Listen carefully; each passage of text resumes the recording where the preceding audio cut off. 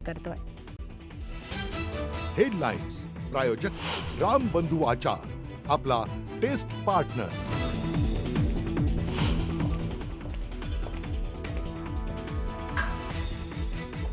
गणेशोत्सवाकरता कोकणवासीय गावाकडे रवाना। मुंबई गोवा महामार्गावरच्या माणगाव शहरात सलग दुसऱ्या दिवशी वाहतूक कोंडी।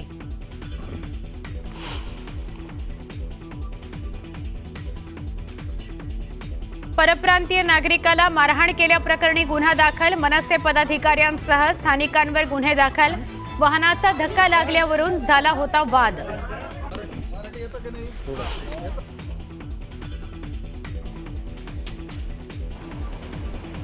कोयना धरणाचे सगळे दरवाजे पुन्हा 1 फुटांनी उघडले। 10,400 क्युसेकनं पाण्याचा विसर्ग सुरू।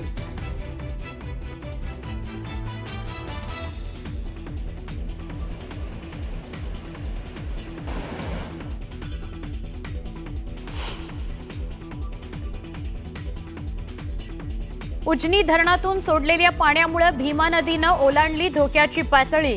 तीर्थक्षेत्र गाणगापूरला पुराचा फटका। गाणगापूर विजयपूर परिसराचा संपर्क तुटला। शेकडो हेक्टर शेती पाण्याखाली।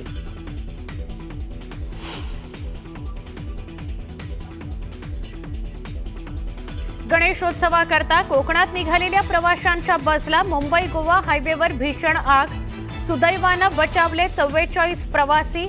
आगीत बस जळून खाक।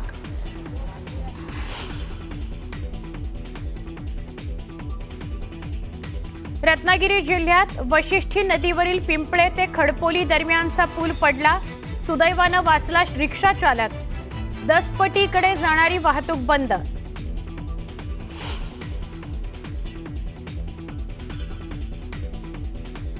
पालघरच्या बोईसरमध्ये रस्त्यावर एकाच ठिकाणी तासाभरात 5 अपघात। दुचाकीस्वार एकाच ठिकाणी घसरले। 12 ते 13 जण किरकोळ जखमी।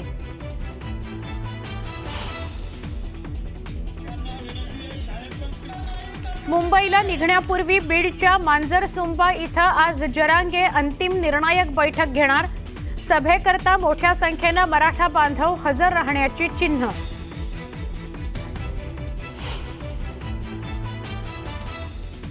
आणि ग्रामपंचायत कार्यालयावर नर्तिका नाचवणाऱ्यांवर गुन्हा दाखल। निफाडच्या शिवरे गावातील ग्रामसेवकाच्या तक्रारीनंतर कारवाई। न्यूज 18 लोकमतनं बातमी दाखवल्यावर कारवाईचा बडगा।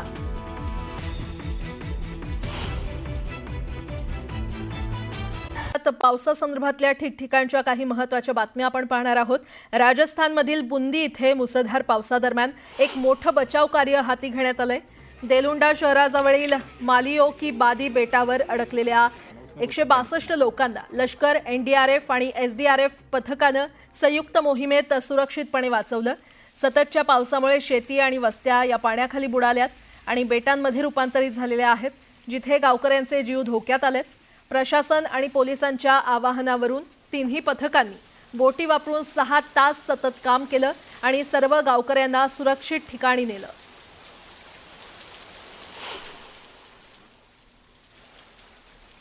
राजस्थानच्या बुंदीमधील नागरिक सध्या पुराचा तडाखा सहन करतायत आणि हे SP ऑफिसमधील प्रशासकीय अधिकारी हरीश यांचं सरकारी निवासस्थान आहे, ज्यामध्ये 1 ते 2 फूट पाणी भरलेलं आहे। घरात सतत पाणी साचल्यानं घाबरून हे कुटुंब हिंदोलीला स्थलांतरित झालं। घराच्या सुरक्षेसाठी सुनिश्चित हरीश घरात एकटेच उपस्थित आहे। राजस्थानातील अनेक जिल्ह्यांमध्ये मुसळधार पावसामुळे जनजीवन विस्कळीत झालेलं आहे। कोटा, बुंदी, बारन आणि सवाई माधोपूर इथे परिस्थिती सर्वात बिकट किंवा वाईट आहे। अनेक ठिकाणी पूरसदृश्य परिस्थिती निर्माण झालेली आहे। लष्कर, NDRF आणि SDRFनं आतापर्यंत 200हून अधिक लोकांना सुरक्षित ठिकाणी हलवलेलं आहे। सततच्या पावसामुळे कोटा येथील 100हून अधिक गावांचा एकमेकांशी संपर्क तुटलाय। दरम्यान धौलपूर जिल्ह्यातील चंबळ नदीची पाण्याची पातळी धोक्याच्या पातळीच्या जवळ पोहोचलेली आहे आणि त्यामुळे तिच्या काठावरील सर्व गावांमध्ये हाय अलर्ट जारी करण्यात आलेला आहे। राजस्थानमधील सवाई माधोपूरमध्ये मुसळधार पावसामुळे परिस्थिती आणखी बिकट झाली आहे। सततच्या पावसामुळे अनेक भाग हे पाण्याखाली गेलेले आहेत आणि पूरसदृश्य परिस्थिती निर्माण झाली आहे। सुरवाल परिसरातील धनोली गावात 40हून अधिक घरं ही पाण्यानं वेढली गेलेली आहेत। NDRF आणि SDRF पथकं मदत आणि बचाव कार्यासाठी सतत काम करतायत। यावेळी SDRFची ट्रॅक्टर ट्रॉली पाण्यात उलटली, मात्र कोणतीही मोठी दुर्घटना घडली नाही।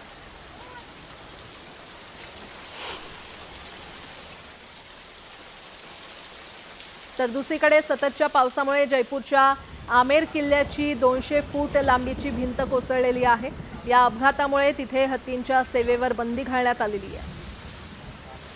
आमेर किल्ल्याची ही भिंत कोसळली, 200 फुटाची ही भिंत कोसळल्याची घटना घडली आणि या अपघातामुळे तिथे हत्तींच्या सेवेवर बंदी घालण्यात आलेली आहे।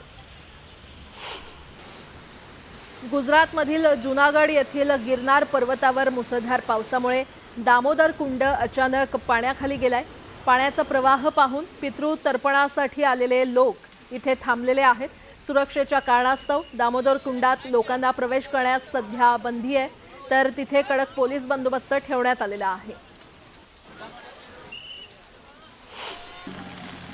गुजरातमधील अमरेली जिल्ह्यामध्ये मुसळधार पावसामुळे सामान्य जनजीवन विस्कळीत झालेलं आहे। वडेरा, नाना भंडारिया, सनोसरा, रंगपूर आणि बारवाला 22 या गावांमध्ये मुसळधार पाऊस पडलाय। नाना भंडारिया गावातील नदीला पूर आल्यानं वडेराकडे जाणारी वाहतूक पूर्णपणे ठप्प झाली आहे। या धोकादायक परिस्थितीतही काही वाहन चालक आणि ग्रामस्थ पाण्याच्या वेगवान प्रवाहातून पूल ओलांडताना दिसले। विद्यार्थ्यांनाही या धोकादायक पुरातून जावं लागतंय।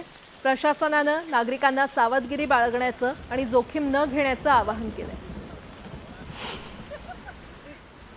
गुजरातमधील डांग इथे सकाळपासून सुरू असलेल्या मुसळधार पावसामुळे सामान्य जनजीवन धोक्यात आलेलं आहे।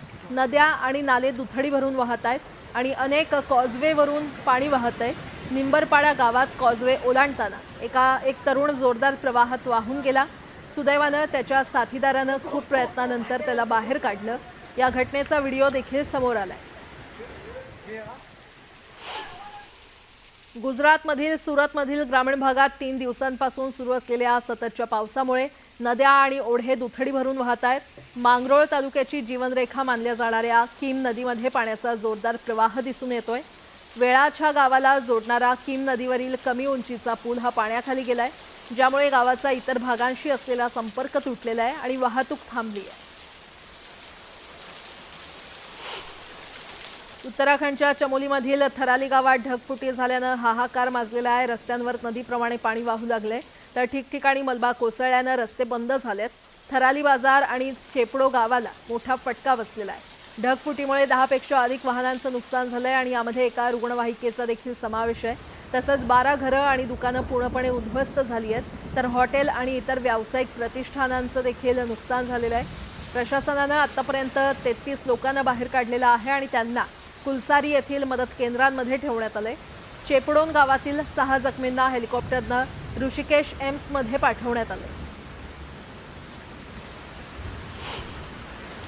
उत्तराखंडच्या उत्तरकाशीच्या स्यानाचट्टी इथे पावसामुळे तलाव निर्माण झाला होता। या तलावातील पाणी पातळी आता कमी झालेली आहे। दरम्यान या तलावानं परिसरात हाहाकार माजलाय। हॉटेल, घर आणि सार्वजनिक इमारतीचं मोठं नुकसान झालेलं आहे। अनेक घरांमध्ये मलबा घुसल्यानं घरातील साहित्यांचं देखील मोठं नुकसान झालेलं आहे आणि तलावाची पाण्याची पातळी कमी झाल्यानंतर रस्ता पूर्ववत झाल्यानंतर जिल्हा दंडाधिकारी प्रशांत आर्य यांनी घटनास्थळी पोहोचून नुकसान झालेल्या मालमत्तेची पाहणी केली। उत्तराखंडच्या यमुना घाटीच्या राणा गावात रात्रीच्या सुमारास जोरदार पाऊस झाला। पावसाचा जोर अधिक असल्यानं गावाच्या शेजारून जाणाऱ्या नाल्याला पूर आलाय। दरम्यान पुराच्या पाण्यात मोठ्या प्रमाणात मलबा लोकांच्या घरात आला। पुराचा धोका घरांना जाणवत असल्यानं नागरिक भीतीच्या छायेत आहेत। उत्तराखंडमधील नैनितालमध्ये एक मोठी दुर्घटना टळलेली आहे। कोटाबाग कालव्याच्या साफसफाई दरम्यान अचानक ढिगारा पडला, ज्यामुळे 2 कामगार त्यामध्ये गाडले गेले। अपघाताची माहिती मिळताच स्थानिक नागरिकांनी तातडीनं बचाव कार्य सुरू केलं आणि दोन्ही कामगारांना सुखरूप बाहेर काढलं। या घटनेनंतर परिसरात गोंधळ उडाला, मात्र वेळेवर मदत कार्य केल्यानं दोघांचेही प्राण वाचलेले। प्रशासनानं घटनास्थळी पोहोचून परिस्थितीचा आढावा घेतला आणि कामगारांना सुरक्षित ठिकाणी नेलं। मध्य प्रदेशातील खरगोन जिल्ह्यातील बरवाह इथे एक मोठा अपघात टळला। संध्याकाळी उशिरा केंद्रीय विद्यालयाच्या सुमारे 15 मुलांनी भरलेला टेम्पो गंगोर घाट पडाली नदीच्या पुलावर पाण्याच्या जोरदार प्रवाहात घसरला।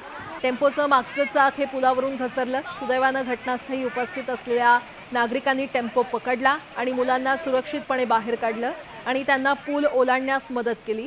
या दरम्यान सायकलवरून जाणारा एक मुलगा पुलावरून घसरल्यानं आणखी एक अपघात टळला. मात्र स्थानिक लोकांनी त्यालाही वाचवलं. उत्तर प्रदेशच्या मिर्झापूर जिल्ह्यामध्ये मोठी दुर्घटना घडली आहे. जमालपूर पोलीस स्टेशनच्या हद्दीमध्ये डवक पास पुलावरून एका ऑटो रिक्षा वाहून गेलेली आहे. ऑटोमध्ये 6 प्रवासी होते. 5 जणांना सुरक्षित बाहेर काढण्यात आले तर एका महिलेचा दुर्दैवी मृत्यू झालाय. चंद्रप्रभा धरणातून पाणी सोडल्यानं पुलावरून पाणी वाहत होतं. उत्तर प्रदेशातील अयोध्या इथे शरयू नदीची पाण्याची पातळी झपाट्यानं वाढते. वरच्या भागात मुसळधार पावसामुळे नदी आता इशारा पातळीच्या वर आणि धोक्याच्या चिन्हापेक्षा फक्त 9 सेंटीमीटर खाली वाहते. परिस्थिती पाहून प्रशासन हाय अलर्टवर आलेलं आहे. शरयू घाटावर SDRF पथक तैनात आहे आणि भाविकांना खोल पाण्यात जाण्यापासून रोखलं जातंय. याचवेळी बॅरिकेड्स उभारून भाविकांना सुरक्षित ठिकाणी स्नान करण्याची परवानगी दिली जाते. उत्तर प्रदेशच्या गाझियाबादमधल्या विजयनगर इथे भटक्या कुत्र्यांना खायला देण्यावरून वाद पेटला. रस्त्यावर भटक्या कुत्र्यांना खायला देणाऱ्या तरुणीला तिथून जाणाऱ्या तरुणानं विरोध केला. यामुळे संतापलेल्या तरुणीनं युवकाच्या श्रीमुखात भडकावली. त्यानंतर मग युवकानं तरुणीला बेदम मारहाण केली. पोलिसांनी घटनास्थळी येऊन मारहाण करणाऱ्या युवकाला अटक केली आहे.